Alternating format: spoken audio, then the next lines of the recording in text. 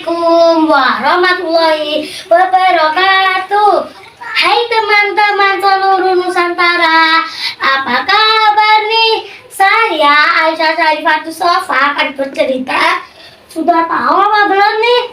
Saya akan bercerita tentang Soekarno. Judul pintar tetapi pernah tidak naik kelas. Cerita ini dikutip oleh seri biografi Bung Karno, Masa Kecil Putra Sang Fajar. Cerita ini ditulis oleh Sari Puswarini S. Tahun 1913, karena mewujudkan impian bapaknya, ia sekolah di ELS Mojokerto.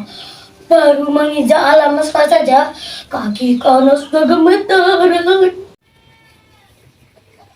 Karena memandang bendera Belanda berkibar di tiup angin. Di sini ku berdiri di antara anak-anak orang Belanda yang ku benci. Entahlah ini anugerah atau malapetaka. Guman Karno. Hanya ada bangunan sekolah yang bagus dan besar. Dindingnya terbuat dari kayu, dicat berwarna biru muda. Lantainya terbuat dari ubin. 7 kelas berjejer dengan rapi. Semua jendela ditutupi oleh tirai berwarna putih. Dan ada pula tempat tinta dan laci buku. Mewah sekali sekolahku ini, berbeda dengan sekolahku yang dulu. Murid di ELS lebih dari separuhnya berkebangsaan Belanda. Mereka berambut seperti jagung, berhidung mancung, dan bermata biru. Mereka kelihatan gaya dan modern, pakaiannya bersih dan rapi, dan bersepatu bagus. Tak sadar, Karno melihat sekujur tubuhnya sambil memperhatikan pakaiannya. Karno memangkas kemeja bapaknya, sudah warnanya kusam, ketuturan pula.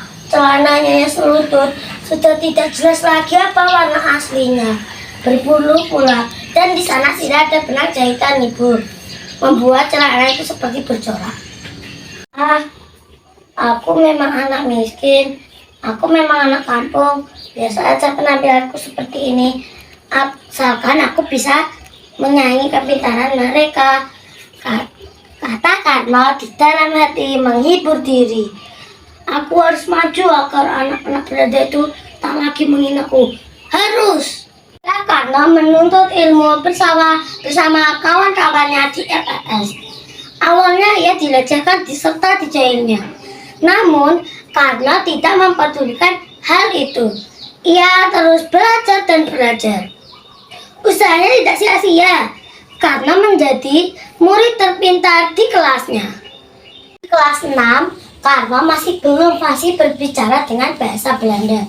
Karena tidak ada orang yang mau mengajak bercakap-cakap menggunakan bahasa Belanda. Setelah ujian, kepala sekolah yang bertubuh gempal dan berkumis memanggil bapaknya. Tuan sangat pintar, bahkan paling pintar di kelasnya. Sayangnya, ia masih belum fasih dengan bahasa Belanda. Terpaksa kami tidak menaikkan kelasnya.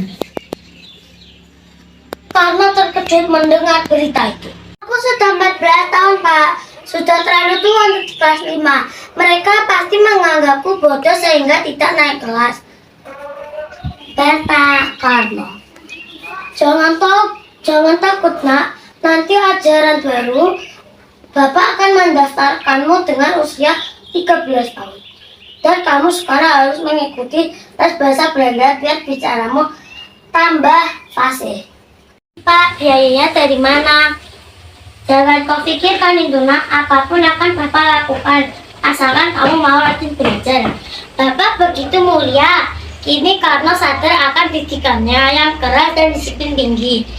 Sungguh tak bisa dibayangkan dari mana Bapak Karno mendapat biayanya untuk les dan sekolahnya. Beberapa hari kemudian, Karno sudah memulai les bahasa Belanda. Maria Paulina adalah nama guru lesnya. Biasa dipanggil oleh Madam Maria. Ia adalah seorang warga Belanda yang bertubuh kurus tinggi. Ia selalu memasang muka cemberut. Keningnya selalu berkerut ketika mengajar. Ia suka membelalakan matanya yang besar. Walaupun tidak suka dengan penampilan gurusnya, Karno sangat berterima kasih karena sudah mempelajarinya bahasa Belanda. Kembali di kelas 5, Karno semakin menguasai pelajarannya. Semakin banyak anak Belanda yang mau berteman dengannya. Meskipun pula masih ada yang tidak mau berteman dengannya. Teman-teman barunya juga bertanya kepada Karno ketika kesulitan dengan pelajaran. Langkah pertamaku, aku pasti akan berhasil dalam langkah-langkah berikutnya, kata Karno. Hai teman-teman, pesan moral dari cerita ini adalah janganlah putus asa, berusahalah terlebih dahulu. Wassalamualaikum warahmatullahi wabarakatuh. Salam literasi.